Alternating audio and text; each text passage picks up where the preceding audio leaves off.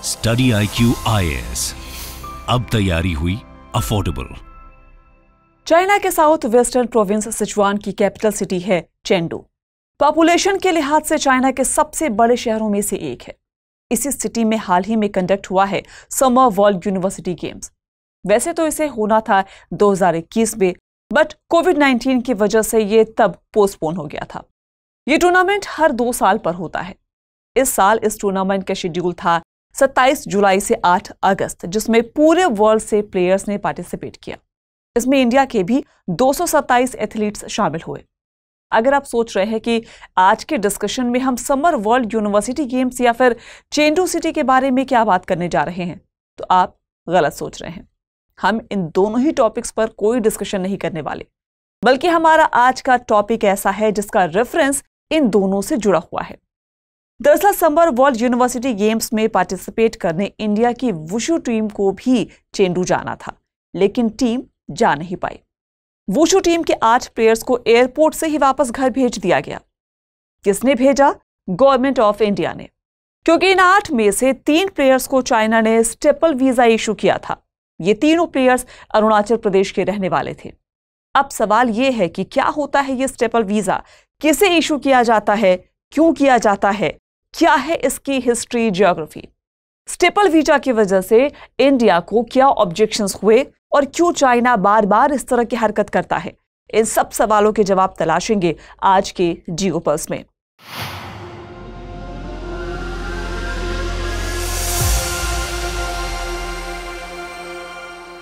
Welcome to study IQ। आप देख रहे हैं जियो पल्स और मैं हूं शिवानी। वुशु मार्शल आर्ट्स के लिए यूज होने वाला चाइनीज टर्म है। वुशु के 8 प्लेयर्स और 4 ऑफिशियल्स को चेंडू जाना था। प्लेयर्स एयरपोर्ट पहुंच गए थे, लेकिन ऐन मौके पर गवर्नमेंट ऑफ इंडिया ने वुशु टीम के सभी प्लेयर्स को एयरपोर्ट से घर वापस भेज दिया, क्योंकि चाइना ने अरुणाचल प्रदेश के रहने वाले 3 प्लेयर्स को स्टेपल वीजा जारी किया था। बाकी स्पोर्ट्स के प्लेयर वर्ल्ड यूनिवर्सिटी गेम्स में पार्टिसिपेट करने चेंडू चले गए। वुशु टीम के प्लेयर्स ने 17 जुलाई को वीजा एप्लीकेशन सेंटर विजिट किया था। 20 जुलाई को 5 प्लेयर्स और 4 ऑफिशियल्स को वीजा इशू कर दिया गया।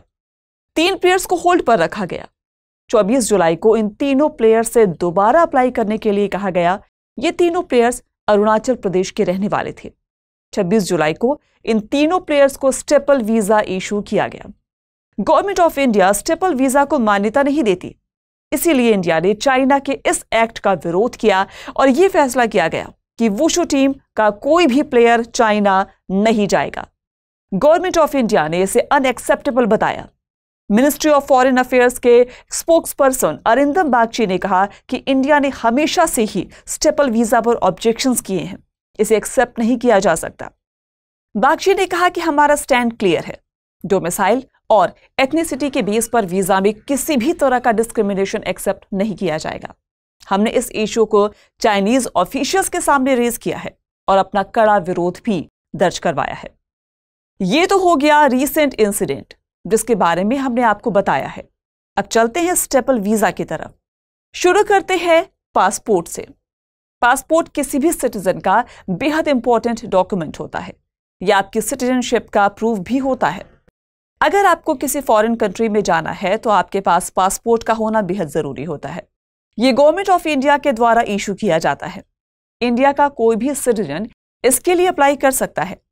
पासपोर्ट बनने के बाद आपको जिस भी कंट्री में जाना है वहां के वीजा के लिए अप्लाई करना होता है। बिना पासपोर्ट के आप वीजा के लिए अप्लाई नहीं कर सकते। और वीजा क्या होता है? वीजा किसी भी देश में एंट्री का ऑफिशियल डॉक्यूमेंट होता है। आप जिस भी कंट्री में जा रहे होते हैं उस देश की ओर से जारी किया जाता है। यह आपके ट्रैवल पर्पस के बेस पर एक लिमिटेड टाइम पीरियड के लिए जारी किया जाता है। वीजा से ही तय होता है कि आप किस कंट्री में कितने दिनों तक रह सकते हैं। अलग अलग देशों में वीजा को लेकर अलग अलग नियम भी हैं। अब यहां पर 2 चीजें क्लियर हैं कि अगर आपको किसी फॉरेन कंट्री में जाना है तो आपके पास अपना पासपोर्ट और उस देश के लिए वीजा होना जरूरी है। नॉर्मली अगर कोई फॉरेन जाता है तो इमिग्रेशन ऑफिसर उसके पासपोर्ट पर एक स्टैंप लगाता है, जिससे यह पता चलता है कि वो उस कंट्री में क्यों जा रहा है। कोई भी व्यक्ति जितनी भी कंट्रीज में ट्रैवल करता है सबका स्टैंप उसके पासपोर्ट पर लगा होता है। इससे यह भी पता चलता है कि वो व्यक्ति किस किस कंट्री में जा चुका है और क्यों गया है। लेकिन अगर उसी व्यक्ति को नॉर्मल वीजा की जगह स्टेपल वीजा जारी कर दिया जाए तो उसके पासपोर्ट पर स्टैंप नहीं लगाई जाती, बल्कि पासपोर्ट के साथ एक पेपर स्टेपल कर दिया जाता है और जो पेपर अलग से स्टेपल किया जाता है उस पर ट्रैवल डिटेल्स दर्ज की जाती हैं। जब ट्रैवल कर रहा व्यक्ति अपना काम खत्म कर वापस लौटता है तो फिर उसके पासपोर्ट पर स्टेपल किए पेपर, एंट्री और आउटिंग टिकट को फाड़ दिया जाता है, यानी उसके ट्रैवल का कोई भी रिकॉर्ड डॉक्यूमेंट नहीं हो पाता। यहां पर यह समझना बेहद जरूरी है कि किसी को स्टेपल वीजा इशू करना कोई छोटी मोटी बात नहीं है। यह सीधे सीधे उस देश की सॉवरेनिटी को चैलेंज है, स्पेशली तब जब यह किसी खास रीजन के लोगों को टारगेट करके जारी किया जाता हो। इसका मतलब यह होता है कि स्टेपल वीजा जारी करने वाला देश उस रीजन के लोगों के सिटीजनशिप पर क्वेश्चन कर रहा है। पासपोर्ट, वीजा या अदर इमिग्रेशन कंट्रोल्स किसी भी नेशन की सॉवरेनिटी को स्टैब्लिश करते हैं। पासपोर्ट सिटीजन्स की आइडेंटिटी के साथ साथ सिटीजनशिप का भी डॉक्यूमेंट होता है, इसीलिए इसके साथ किसी भी तरह की छेड़छाड़ को एक्सेप्ट नहीं किया जाता। यही वजह है कि जब चाइना अरुणाचल के रेजिडेंट्स को स्टेपल वीजा इशू करता है तो इंडियन अथॉरिटीज ऑब्जेक्शंस करती हैं। क्यों करता है चाइना ऐसा? क्या पर्पस है इसके पीछे? दरअसल चाइना अरुणाचल प्रदेश को इंडिया का पार्ट मानता ही नहीं है। चाइना अरुणाचल पर अपना दावा जताता है। चाइनीज मैप्स में अरुणाचल को चाइना के पार्ट के तौर पर दिखाया जाता है। अरुणाचल प्रदेश के करीब 90,000 स्क्वायर किलोमीटर एरिया पर चाइना अपना क्लेम करता है। चाइना अरुणाचल प्रदेश को साउथ तिब्बत के तौर पर रेफर करता है और चाइनीज लैंग्वेज में इसे ज़ेंगनान कहता है। जैसा कि आप सब जानते हैं, इंडिया और चाइना के बीच का बॉर्डर मैकमोहन लाइन से तय होता है। 1914 में शिमला कन्वेंशन में ब्रिटेन, चाइना और तिब्बत के बीच एक एग्रीमेंट हुआ था, बॉर्डर एग्रीमेंट, जो ब्रिटिश इंडिया और तिब्बत के बीच बॉर्डर तय करता था। लेकिन चाइना इस बॉर्डर को अब नहीं मानता और यही वजह है कि वो अब तक कई बार लाइन ऑफ एक्चुअल कंट्रोल को वायलेट कर चुका है और इंडियन टेरिटरी में अवैध अतिक्रमण करता रहता है। जब भी ऐसा होता है तब इंडियन अथॉरिटीज और फोर्सेस की ओर से इसका जवाब भी दिया जाता है। इसके अलावा चाइना इंडियन टेरिटरीज पर अपना क्लेम दिखाने के लिए अरुणाचल प्रदेश के अलग अलग जगहों के चाइनीज नामों की लिस्ट भी जारी करता रहता है। 2017, 2021, 2023 में चाइना ऐसी लिस्ट जारी कर चुका है। अरुणाचल प्रदेश के लोगों को स्टेपल वीजा इशू करना भी इन्हीं कोशिशों का एक हिस्सा है। स्टेपल वीजा इशू करके चाइना ये दिखाना चाहता है कि अरुणाचल के रहने वाले लोग इंडियन सिटीजन नहीं हैं, इसीलिए अरुणाचल के लोगों को चाइना आने के लिए वीजा की जरूरत ही नहीं है और ना ही बाकी इंडियन सिटीजन्स की तरह इनके ट्रैवल रिकॉर्ड को रखना जरूरी है। पहले भी कई बार ऐसा हो चुका है जब चाइना ने अरुणाचल के लोगों को वीजा जारी करने से इनकार कर दिया हो और ऐसा करके या स्टेपल वीजा इशू करके चाइना मैसेज देने की कोशिश करता है कि अरुणाचल उसी का पार्ट है और ऐसा करके वो इंडिया की सॉवरेनिटी को सीधा चैलेंज करता है। इसीलिए जब भी चाइना की ओर से इस तरह की हरकत होती है, इंडिया की ओर से कड़ा रिएक्शन दिया जाता है। 2008 में चाइना ने अरुणाचल के साथ साथ जम्मू कश्मीर के लोगों को भी स्टेपल वीजा इशू करना शुरू कर दिया था। चाइना ने जम्मू कश्मीर को डिस्प्यूटेड रीजन बताते हुए यह स्टेप उठाया था। इंडिया ने इस पर रिटेलिएट करते हुए ट्रैवल एडवाइजरी जारी की और स्टेपल वीजा को इनवैलिड करार दिया। इस एडवाइजरी में गवर्नमेंट ऑफ इंडिया ने क्लियर कर दिया था कि अगर पासपोर्ट के साथ स्टेपल वीजा है तो फिर आप देश से बाहर नहीं जा सकते। यानी अगर आपको आउट ऑफ कंट्री जाना है तो आपके पास रेगुलर वीजा ही होना चाहिए। स्टेपल वीजा के साथ बाहर जाने की इजाजत नहीं होगी। लेकिन चाइना इंडियन सिटीजन्स को वीजा देने में प्रॉब्लम क्रिएट करता रहा, बल्कि एक स्टेप आगे बढ़कर जम्मू कश्मीर के डोमिसाइल्स के साथ साथ वहां पोस्टेड आर्मी ऑफिशियल्स को भी वीजा देने में प्रॉब्लम करने लगा। 2010 में इंडिया और चाइना के बीच एक bilateral military to military interaction होना था। इंडिया की ओर से मिलिट्री डेलीगेशन को लीड करना था इंडियन आर्मी के northern command chief lieutenant general BS Jaswal को। चाइना ने लेफ्टिनेंट जनरल जसवाल को वीजा देने से इनकार कर दिया था, ये कहते हुए कि लेफ्टिनेंट जनरल जसवाल की पोस्टिंग जम्मू कश्मीर में है, जिसके बाद इंडिया ने इस मिलिट्री टू मिलिट्री इंटरैक्शन को सस्पेंड कर दिया था।